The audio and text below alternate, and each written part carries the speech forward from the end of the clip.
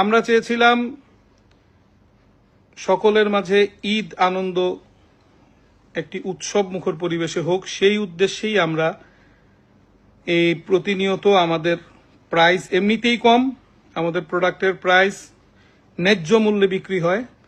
পাশাপাশি আমরা এই পণ্যের উপরেও আমরা আবার একটি অফার দিয়েছিলাম, যে অফারটা ছিল 2টি কিনলে 4টি ফ্রি। এই 2টি কিনলে 4টি ফ্রি অফারটা দেওয়ার পিছনে একমাত্র কারণ হচ্ছে যে সে 6টা পাঞ্জাবি একা পরবে না, সে তার ভাই বন্ধু আত্মীয় স্বজন বাবা চাচা মামা ফুপা তাদের কাছে বিলি করবে বা গিফট করবে। সামান্য দাম, 2টা কিনলে 4টা ফ্রি, এই অফারের মধ্যে একটা পাঞ্জাবির দাম পড়ে 330 টাকা। 330 টাকা দিয়ে ভালো মানের এক প্লেট কাচ্চিও পাওয়া যায় না। তো এই পাঞ্জাবিটার মাধ্যমে তাদের যদি সম্পর্কে কোনো প্রকার ব্যাঘাত ঘটে থাকে, তাহলে এই একটা উপহারের মাধ্যমে, একটা ঈদ উপহারের মাধ্যমে সম্পর্কটাও ঠিক হয়ে যাবে। এখন দেখতেছি যে আমি উপকার করতে গিয়ে এখন আমার জান নিয়ে টানাটানি, এখন আমি জীবন হুমকির মধ্যে পড়ে আছি।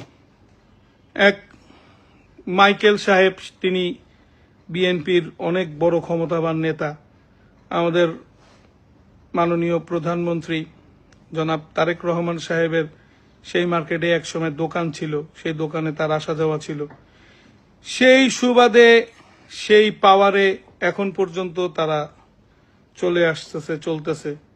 আমার কাছে মনে হয় যে আমাদের মাননীয় প্রধানমন্ত্রী তারেক রহমান সাহেব তাকে মনে হয় ঠিক মতো চিনেও না। কারণ হচ্ছে উনি যেভাবে এক্সপ্লেইন করে যে ওনার দোকানের শার্ট ছাড়া সে পরে না, ওনার দোকানের প্যান্ট ছাড়া পরে না। তো আমি তো তাকে এত দামি কোনো কাপড় পরতে এখন পর্যন্ত দেখি নাই। 17 বছর তার লাইভ দেখছি, 17 বছর পরে তাকে দেশে আসতে দেখছি, সে তো সেই এই আকাশি কালারের একটা শার্ট বা সাদা একটা শার্ট, কালো একটা প্যান্ট, নর্মাল একটা জুতা, সে তো 2 লাখ 5 লাখ টাকা দামের একটা জুতা পরে নেই।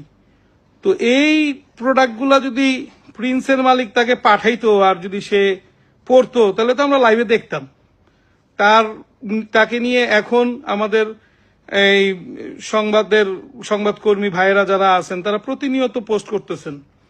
তো আমার কাছে তো কখনোই মনে হলো না যে সে খুব দামি একটা কাপড় পরে আছে। সে তো নর্মাল একজন সাধারণ মানুষের মতোই সে তার চলাফেরা আমরা দেখতেছি প্রতিনিয়ত। তো যাই হোক, এখন লাইভে আসার পিছনে একটা কারণ হচ্ছে গিয়ে যে আমারই এক পরিচিত, ওনারও রিলেটিভ হয়,